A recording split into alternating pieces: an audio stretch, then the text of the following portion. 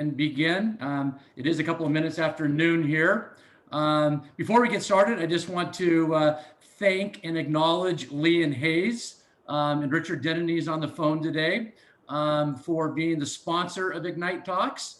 Richard is also chairman of the Ignite board and a close partner of mine in everything that we've been doing. But the firm and Richard have just been great supporters of Spokane's entrepreneurial community, and it's a real team effort, but really couldn't have accomplished what we're doing or do what we're doing without Richard and Lee and Hayes. So thank you. And then today we have Jacob Colker as our presenter, and Jacob is with the Allen Institute for Artificial Intelligence, also known as AI2, or I don't know if it's AI2 or AI squared, but I think it's AI2. And his particular function at the Institute is managing director of its startup incubator. And he's got great experience in doing that. He's helped create numerous AI first startups. His track record includes almost every role, including CEO, CMO, general manager, co-founder, and also in a wide range of different industries, data mining, crowdsourcing, machine learning, computer vision. So he's very well experienced, and his background bodes well for his role. He's also taught for a number of years entrepreneurship to MBA students at the Foster School of Business at the UW. But equally important, he also plays guitar and drums, has his own rock and roll band called King Colker, and his recent single has over 500,000 plays on YouTube. So if you're, after this presentation, you may be interested in learning more about AI2, or you might be interested in learning more about his song. So you can check that out on YouTube. But he's got a great presentation. I had the benefit of hearing it a couple of weeks ago at another group that I'm involved with in Seattle, which led me to invite him to participate today. It's content rich, very interesting, and I presume will elicit a lot of questions. But I would ask that you wait for your questions until the end of his presentation and send them to me, and I will queue them up. But with that, I'm just going to turn it over to Jacob. And again, thank you for participating today. All right. Hey, thank you so much for having me. I really appreciate it. Let me present my screen here, and then we'll get started. Can everybody see my screen, hear my voice? Yep. Present. Oops. Okay, you should see the correct screen here. Am I good, everybody? We see you and we see your first slide, so I think you're all set up. All right, there we go. Tom gave obviously a bio of myself. I won't repeat that, but thanks again for the opportunity to tell our story and to get to know some folks on the other half of the state, which we don't do enough of, and I appreciate the chance to do a lot more of that here.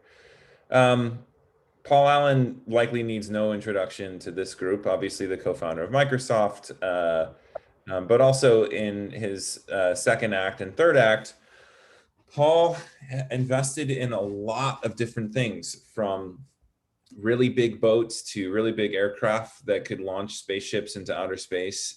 He has the Paul Allen Institute for Brain Science, the Paul Allen Institute for Cell Science, the Paul Allen Institute for Immunology, and then where I work, the Allen Institute for Artificial Intelligence.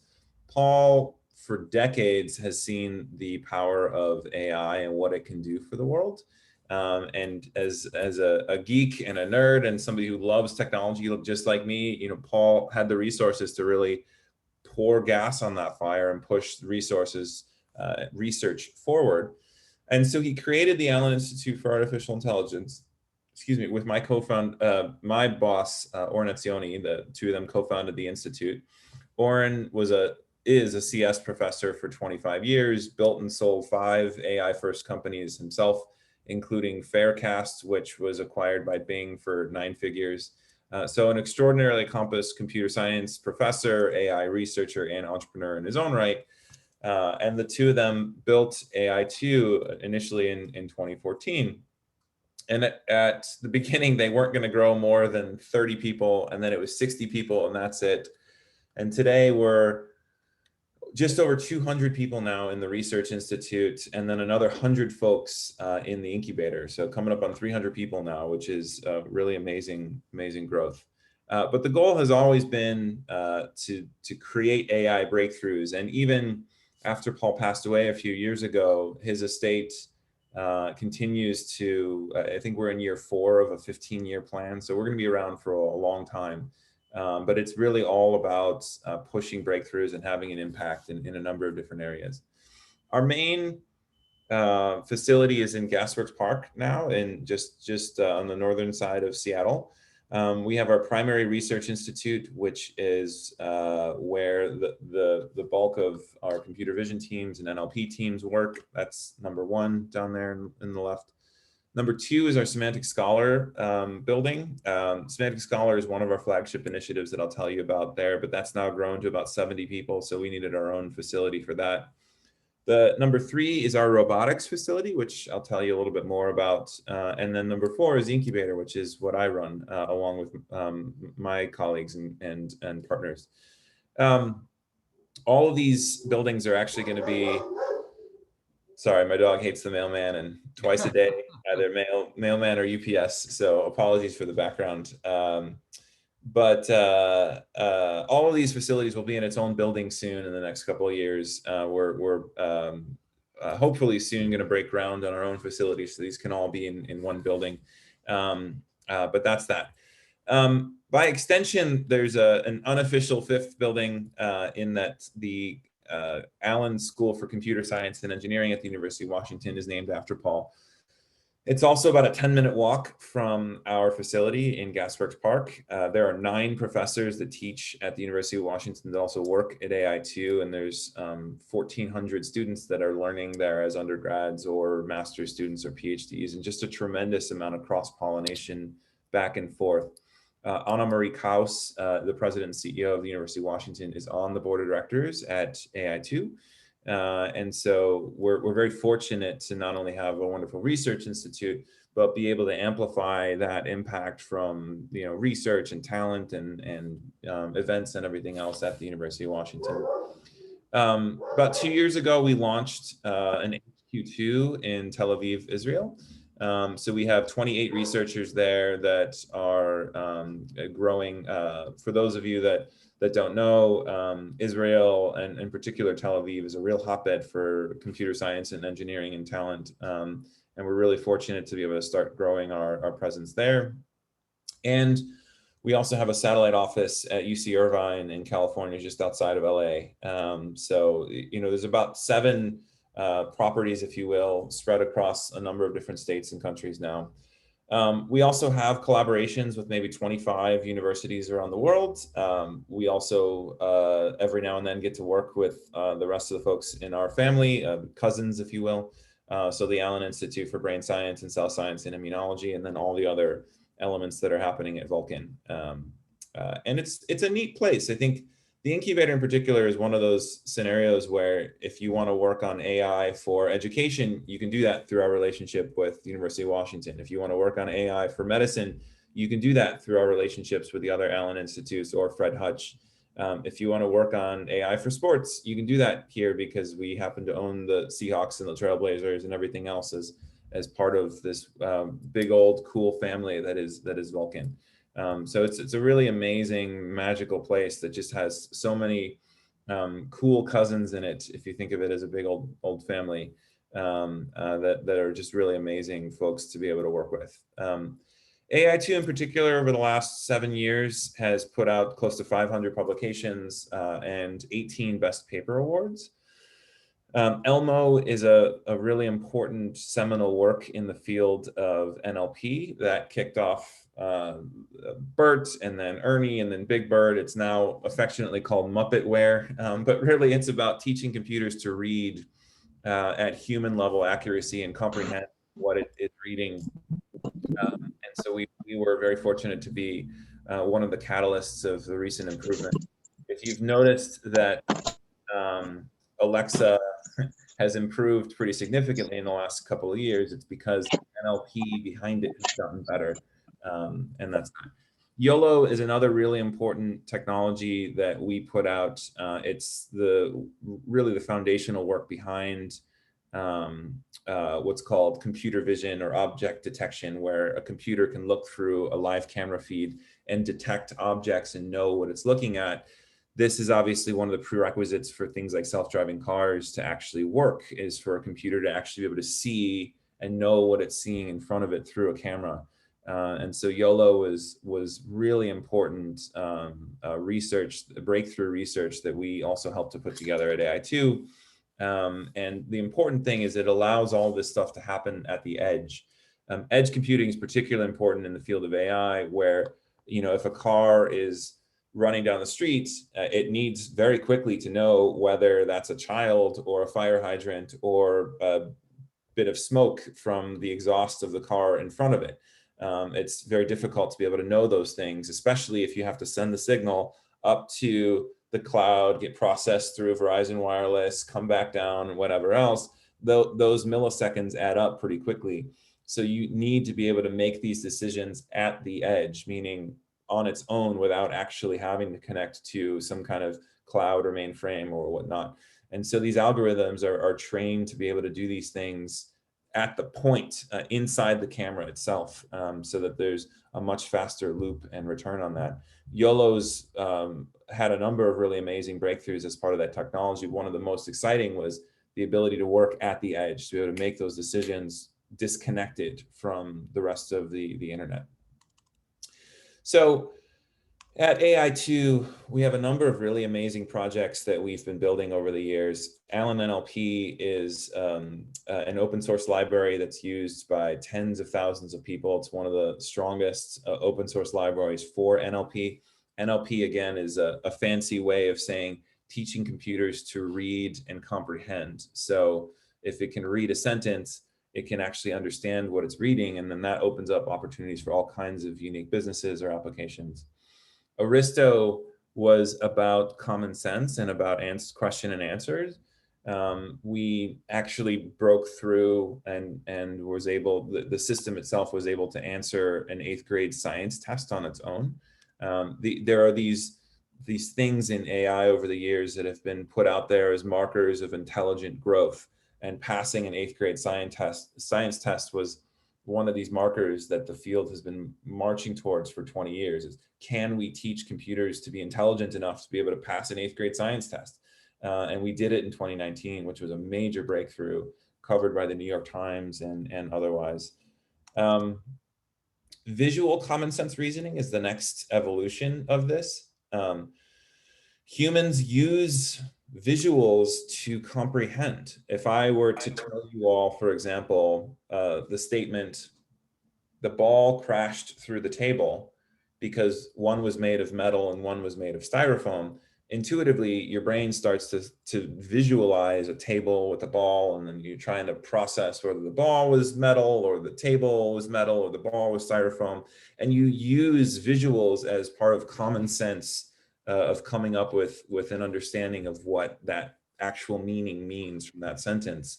And so we are trying to teach computers to be able to merge the two worlds of text and visuals into a format that can be used to make sense of these types of statements, to start to march further towards intelligence that can actually understand a statement by using visual processing and visual reasoning to make sense of that statement.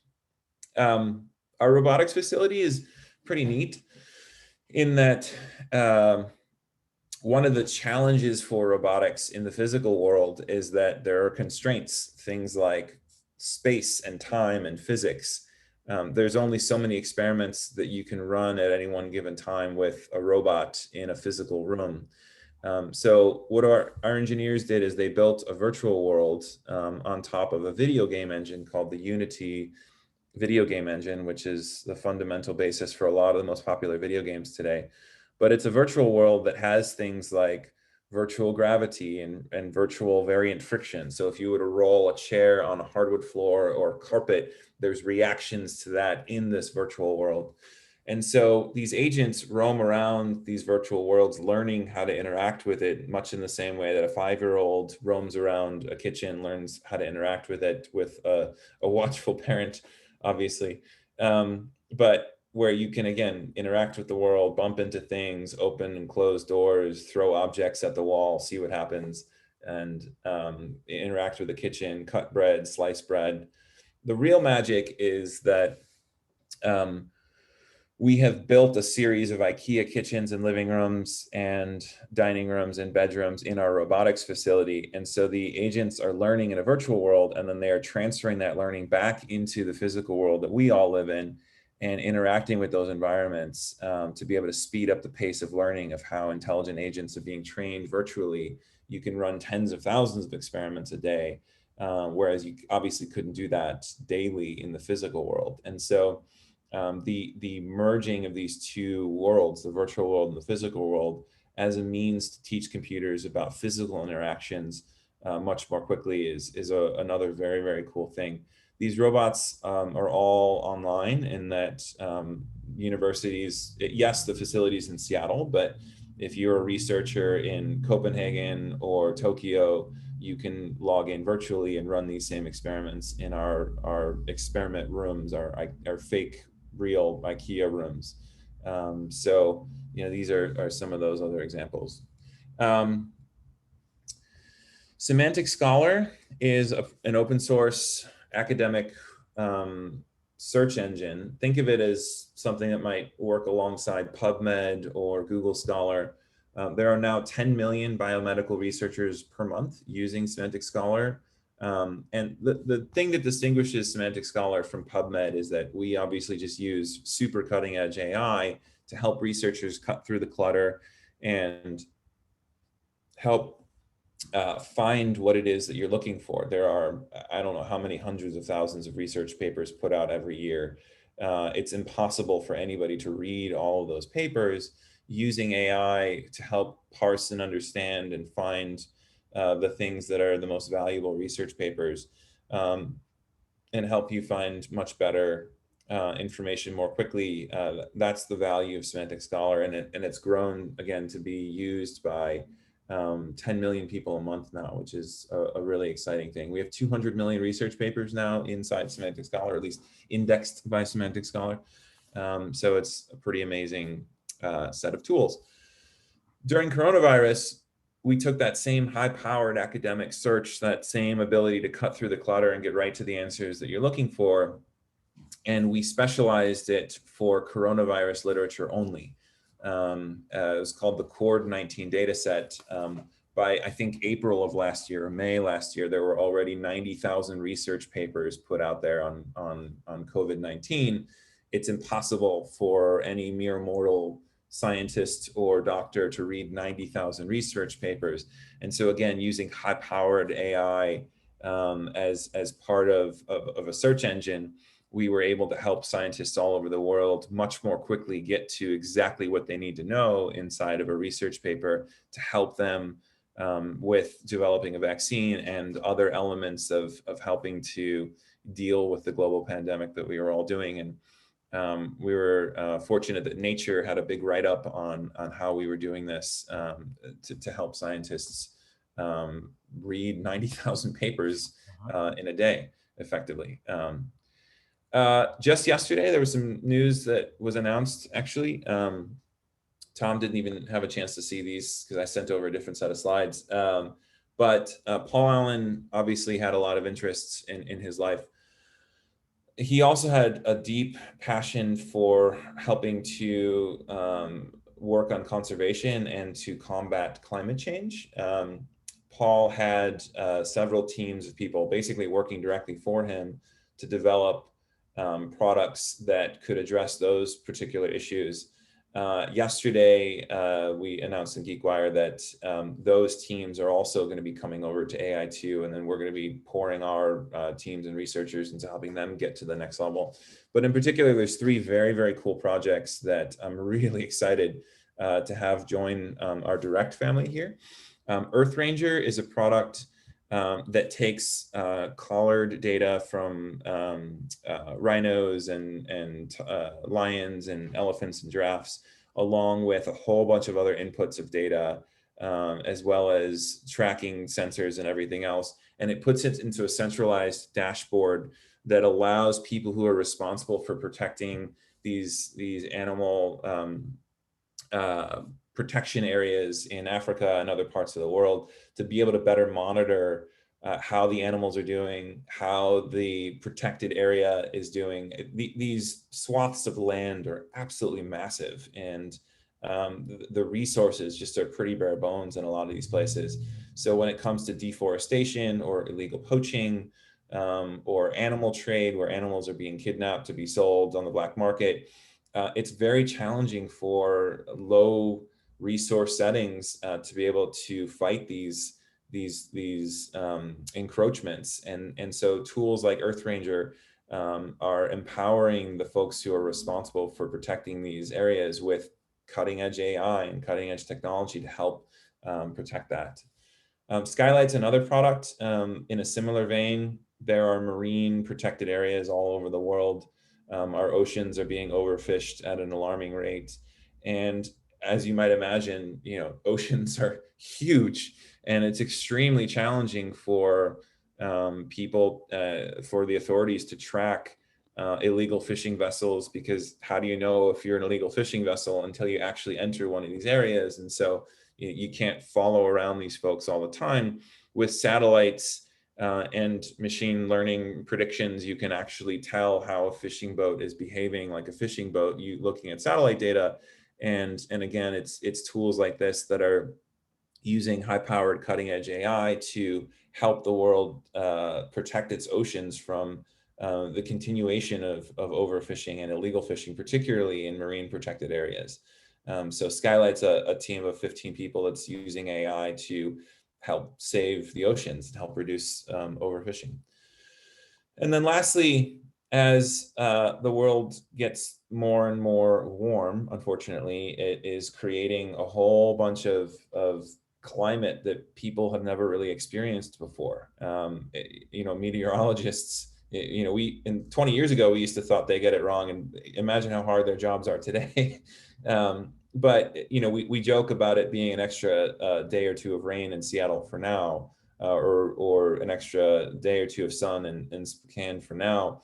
But in places like Bangladesh or elsewhere, where an extra 2 or 3 inches of rain can cause absolute devastation for millions of people living on the coast and elsewhere, it's really helpful to have more accurate predictions of how climate will behave over the next few years. And so there's teams of people now at AI2 that are working on building much better predictions of climate models for how the world will behave, how the climate of the world will behave now that it's warmer.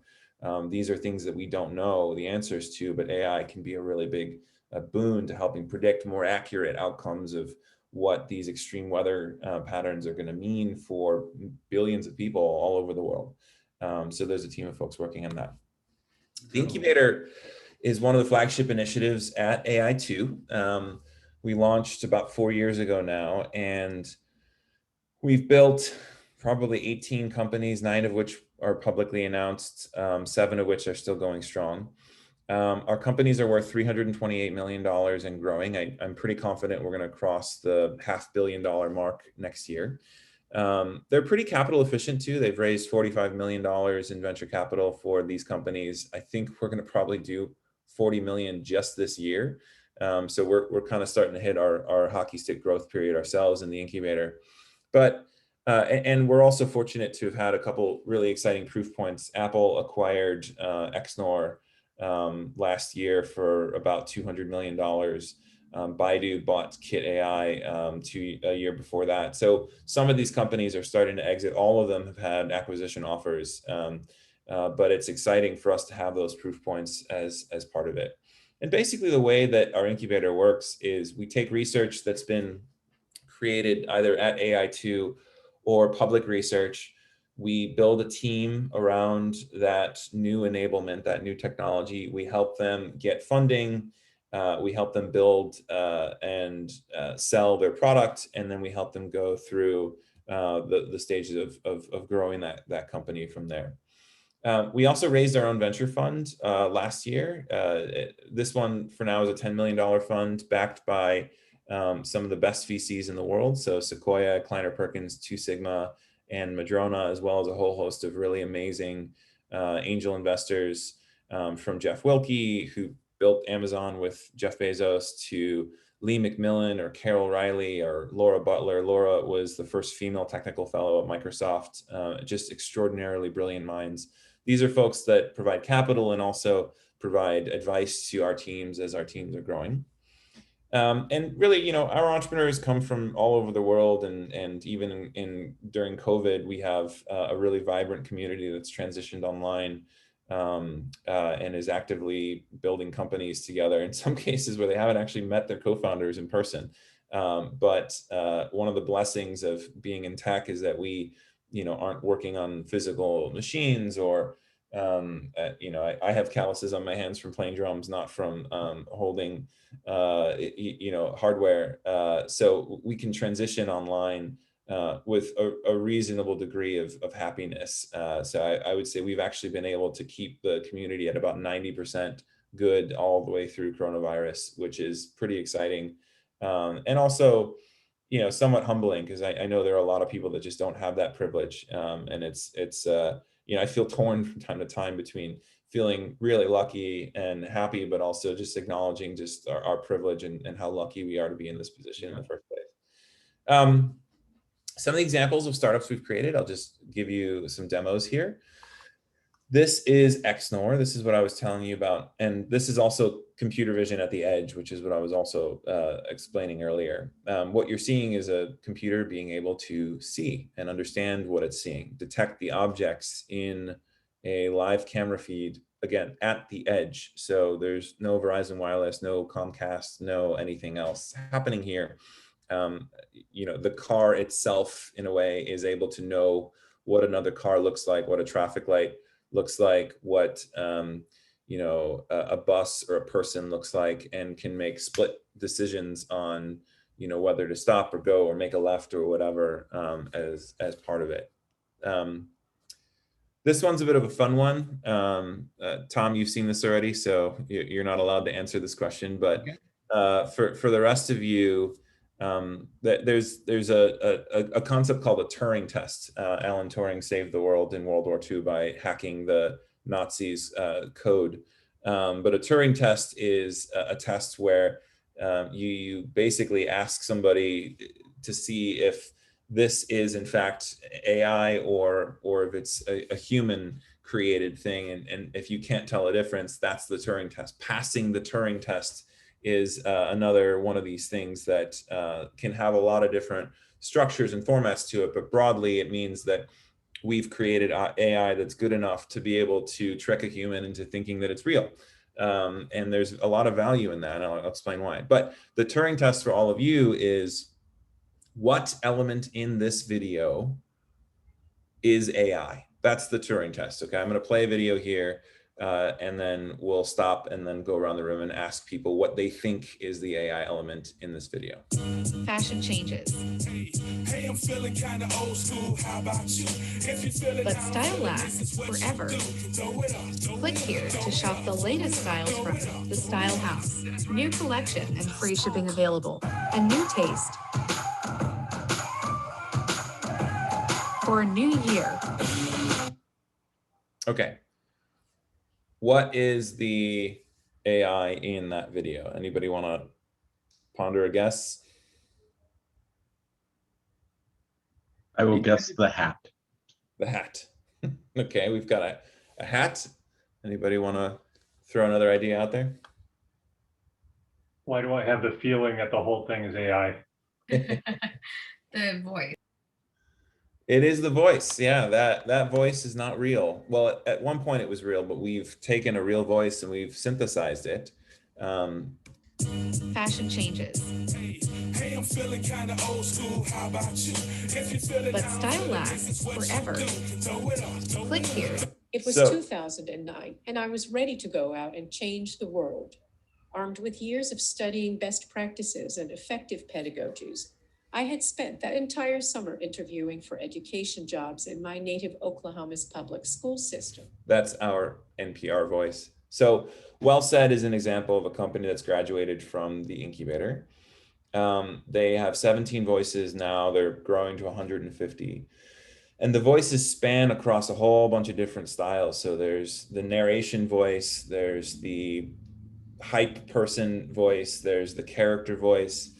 And the implications are pretty magical in that, if you want to create a video and you don't want to buy a microphone, sit in a booth for 12 hours trying to read that script, you can go to WellSaid, type your script into the editor, and instantaneously download an MP3 file that is high quality, radio quality MP3 file that you can use for whatever content.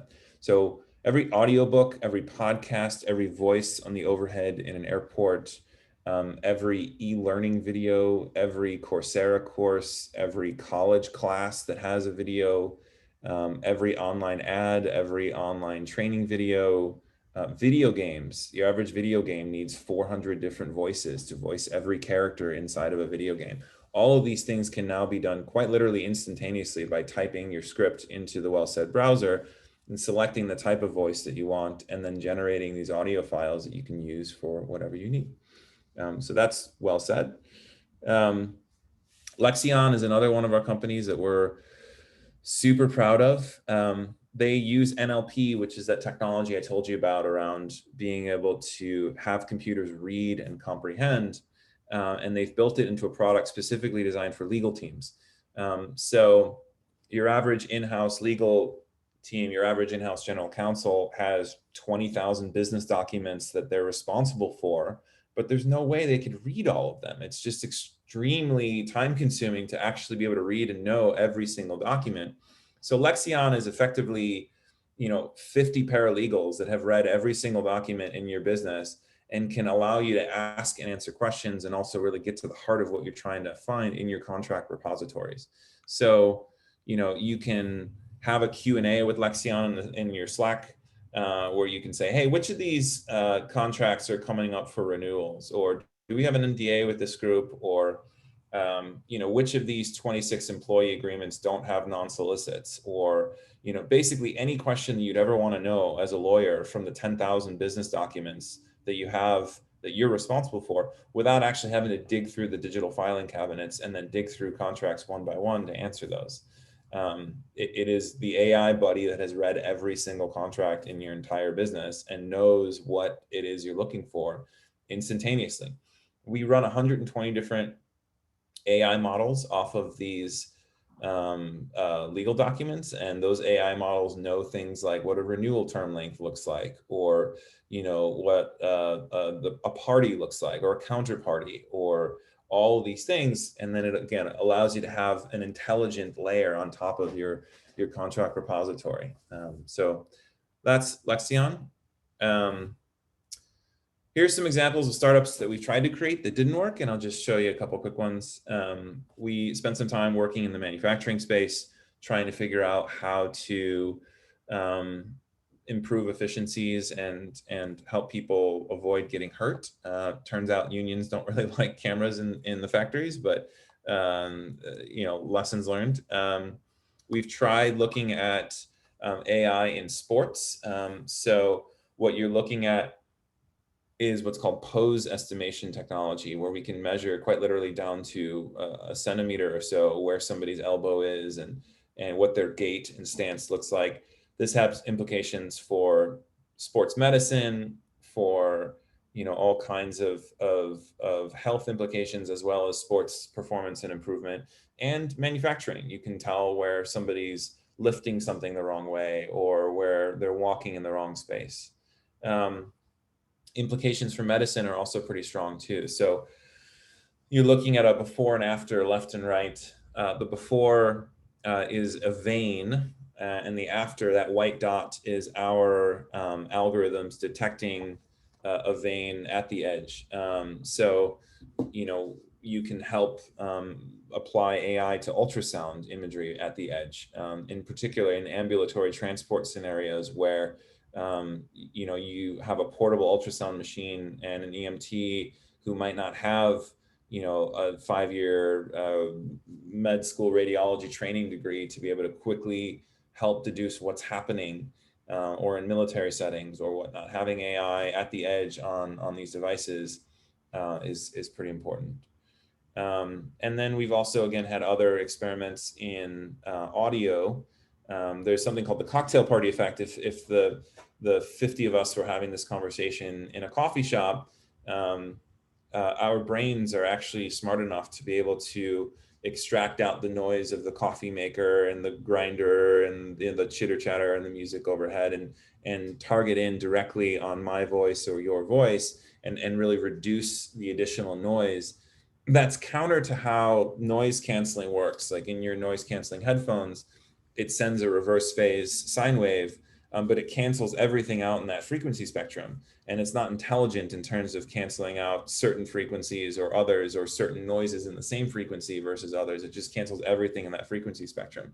And so what we came up with was an algorithmic noise canceling system that we basically were going to put into hearing aids, to allow a hearing aid to intuitively be able to sense who the speaker is in front of that person, and in the same way that our brains work in real life, to be able to replicate that, to be able to reduce noise, except for the person that the hearing aid person user is trying to hear. Hearing aids right now just make everything louder. They don't actually help you understand what is the source of sound that you need to understand. So here's a before and after.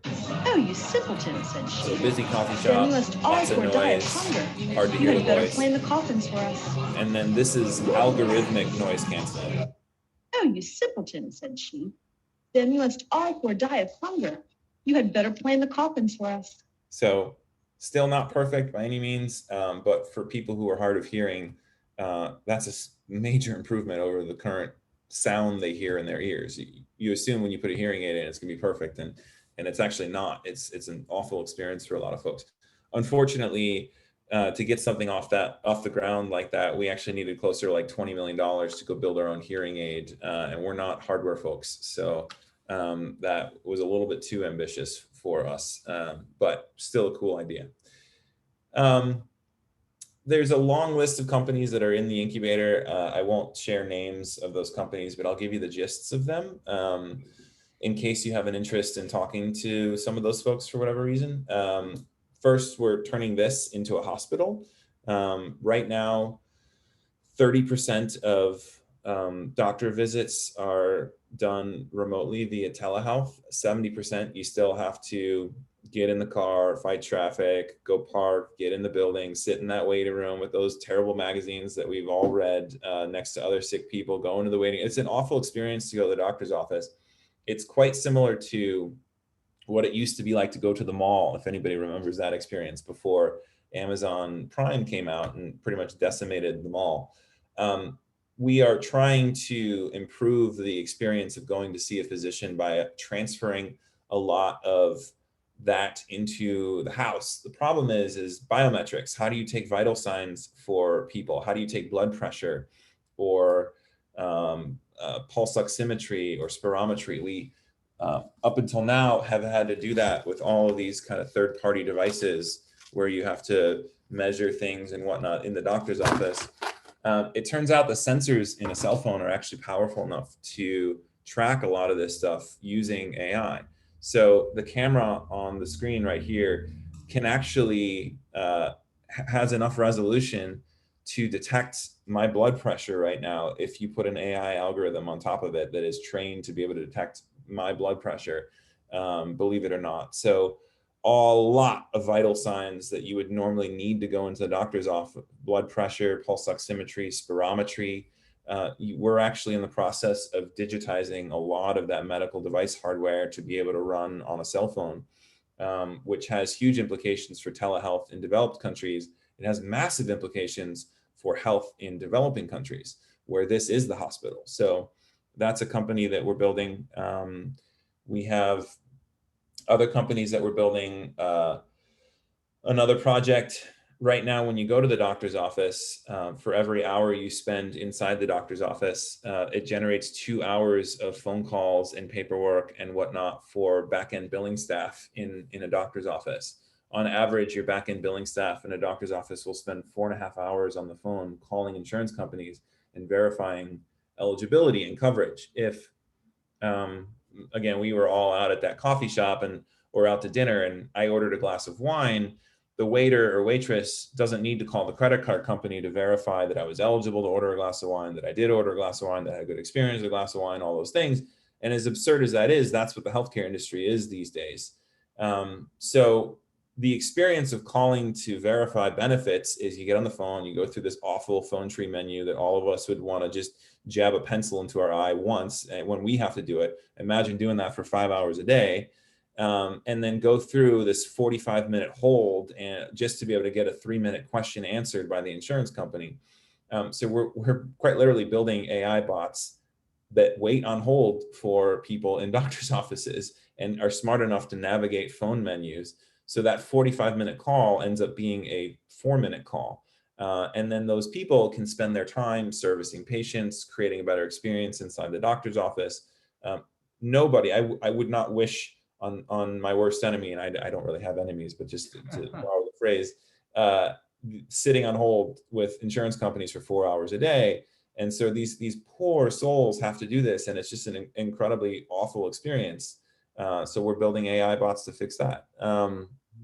We are, the list goes on and on and on and on. Lots of really, really cool projects that are happening. A lot of them are health related, not because we're a health tech incubator, but I think the entrepreneurs that show up at our incubator are brilliant people. And I think they're all inspired by coronavirus to have a dent in the universe through healthcare. And healthcare also is a $7 trillion industry. If it were a country, it would be in the G6. So, the opportunities are massive to create innovations and breakthroughs in the healthcare space. But we do definitely have products that are non-healthcare related. Things that have to do with workplace productivity. We are launching a product late this year that reimagines Zoom actually as an asynchronous experience. Meetings don't really have notes that are captured. There's not really a repository of the transcript. You're recording the screen right now, but most people don't actually do that on Zoom calls. And wouldn't it be cool if you would have notes at your disposal and the ability to bookmark key topics that were decided in a conversation, and so that other people in your team can also go in and experience and understand what happened in that meeting, but asynchronously. So, we're looking at future workplace productivity on some of those projects. And I can keep going, but I'm going to stop there to make sure we have some time for Q&A. Perfect. Jacob, I've heard this before, but I could probably hear it 5 more times and not get bored. I mean, it's so inspiring, and your mind just kind of wanders to all the possibilities where AI could take us, and even with the things that you're working on and things that really haven't been identified yet. But we do have a number of questions, and I'm going to start off with Richard Denny. Richard, fire away. Very good. Thanks, Tom. And before I ask my question, Jacob, thanks for coming in. And for your benefit and the benefit of the group, I want to highlight one of the secret capabilities we have in our community, and that's around NLP and AI, as well as machine learning, really led by NextIT, who uses an NLP platform for the development of intelligent virtual assistants, and then Aon IP Solutions, which uses AI, machine learning, and NLP for an IP data and analytics platform. So, between those two, it's about 180 people in our community plus others. So there's a real capability in our community that folks may not be aware of. My specific question is do you have any thoughts on the regulatory framework or the need for a regulatory framework or agency around AI? It's one of the more interesting conversations I can think of. Any thoughts there? We get asked this question a lot. Yeah. To be honest with you, we really don't, in the incubator at least, don't spend a whole lot of time thinking about this. Our entrepreneurs are just trying to solve problems in healthcare and whatnot. They respect HIPAA to the letter of the law. They care about diversity of data to make sure that we're not, when we're building health metrics, we're not only building these AI algorithms on training data. It was just 300 people that look like me. We need a diversity of data sets to make sure that all people, all skin colors, all genders, all ethnicities are factored in, particularly in healthcare products. So we do care about diversity quite a bit, and we definitely respect patient data and everything else. But when it comes to regulatory and ethics and everything else, I don't have enough cycles in my day to really spend time worrying about that. And I know that one way or another, a lot of other smart people are going to come up with an answer that we'll figure out and go from there.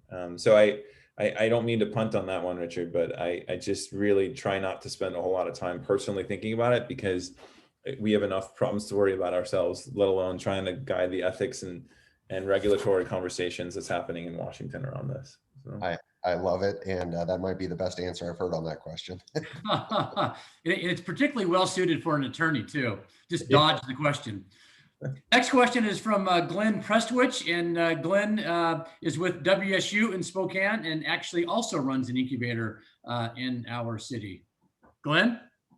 Thank you so much, Jacob. That was phenomenal and very inspirational. I have actually two questions, one totally geeky one, and then a little more practical one. The geeky one is, can AI be implanted using the XNOR type technology into ingestible sensors such that you could actually follow pharmacodynamics, pharmacokinetics by an ingestible sensor that would track stuff?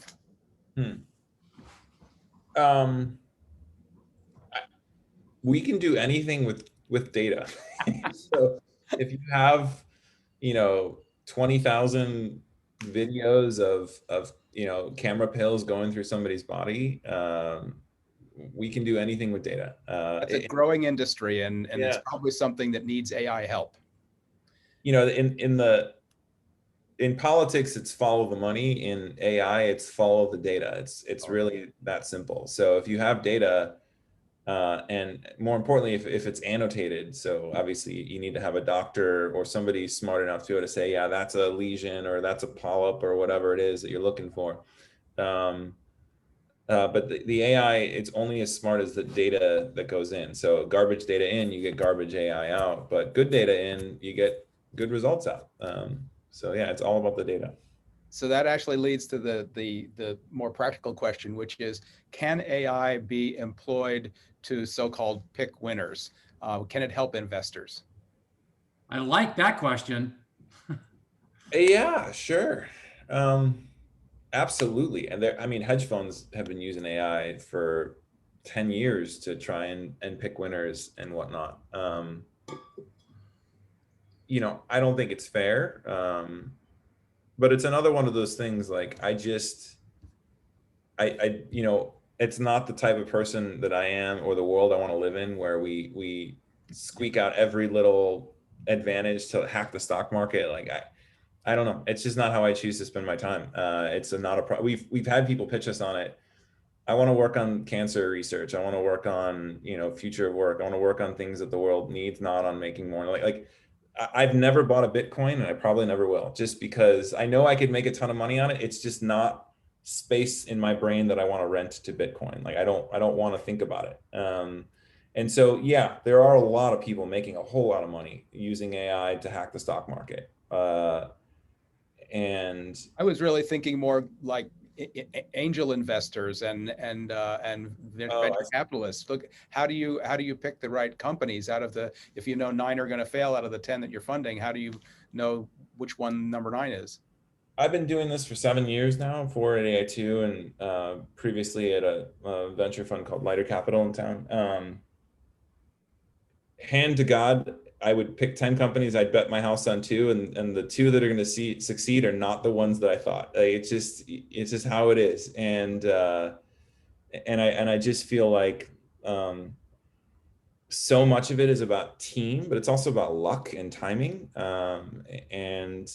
And so in the incubator, we really do work hard to have just an extraordinary group of folks. Our entrepreneurs are really just top-notch people. And And so I do my best every day. Out of the 11,000 people a year that apply to AI2 and everything else, we spend hours and hours and hours talking to folks on the phone or video calls every week. And we maybe engage with 25 of them a year. And we do our best to just find the best human beings too, you know, not just talent, but also just really good humans. And we also try hard to ensure diversity. 40% of our teams are led by female founders or CEOs. So, you know, we're not at 50% parity yet, but we're darn close with our current group of folks too. And so I think we are working really hard to make sure that we're not just sticking with biases that can happen when you look at stereotypical folks. I particularly go out of my way to make sure that our recruiting pipelines are as balanced as possible from a gender parity perspective and non-gender binding perspective. We've really worked hard to make sure we have folks who use they pronouns in our recruiting pipeline as well, because that's the right thing to do. And talent and product instinct and sense for customers, sense for market knows no gender or skin color or sexual preference or any of those things. And those folks often have a chip on their shoulder to prove, and they turn out to be better entrepreneurs than a lot of folks that end up looking like me. So we work really, really hard to try and have a balanced portfolio. Not perfect, we have a long way to go, but it is about picking talent at the beginning, and diverse talent as much as possible too is something we really care hard quite a bit about. So good. Thank you. We have a handful more questions. Reed, Justin, you have a question? Yeah. Hi, this was awesome. I'm a data scientist at the Boston Consulting Group, and I work a lot at the intersection of like business and AI, applied AI. Going back to your chart where you have the kind of the 4 steps where you take academic papers, you create a business around it, fund that business, and then create a product. That third box, do you guys create those products with corporate partners in mind or in conjunction with them, or you create just a cool product and then you find an acquirer? Do those corporations, do they sponsor some of the work and you build to their needs? How does that relationship work? Great question. Yeah, we've partnered. We have probably 70 corporate relationships that we've built over the years. We've turned 3 products into products in combination with a corporate entity. So that ultrasound product was done in concert with Fujifilm Sonocytes. Ozette was a company that we just graduated. They raised $6 million last month. We did that in partnership with Fred Hutch, and we have a product aimed at women's AI and women's health, AI in reproductive health, that is led by 3 amazing women. And that is a product in partnership with CCRM, which is the #1 IVF clinic in the United States, 600 employees, 25 clinics. BCG is absolutely a group that we'd love to talk to. I think that we do explore joint ventures from time to time, particularly if there's quite a bit of equal investment with folks from that end. So if you want to reach out to me, I'd be happy to have a chat with you about it. Yeah, fantastic. And thanks, Reed, for joining us today. Gary, below, you've got a question, and Gary runs economic development for our Chamber of Commerce here in Spokane, which is known as Greater Spokane, Inc. Gary? Jacob, super interesting, and as Tom mentioned, I'm an economic developer, so that not a techie. So I am broad and shallow. But I had a question. So if you look 10 years out, and look at the application of the AI, what do you see that will be the biggest change in our daily lives that will come from some of these applications? And then my follow-up question was, when will Skynet become self-aware? But then I thought, well, maybe it should be Skylight become self-aware and work to shoot down fishing boats. But yeah, I think newspapers wouldn't sell newspapers if they didn't promote the fallacy that the Skynet's coming, right? And I mean, at the end of the day, it's a business model. They need eyeballs to click their article links, and that's that. The real story of AI algorithm makes humans 10% more accurate at making decisions doesn't quite have the same zing to it as, robots are going to kill your family and take over the world, right? Like it's a lot easier to sell that newspaper story. I think that there's this notion of or versus and what I mean by that is people have this sense that AI is going to replace them. There will be AI or a human. Right. And I think that exact framing is exactly what's wrong with the narrative out there. It is not an or, it is an and. And what I mean by that is take a radiologist, for example.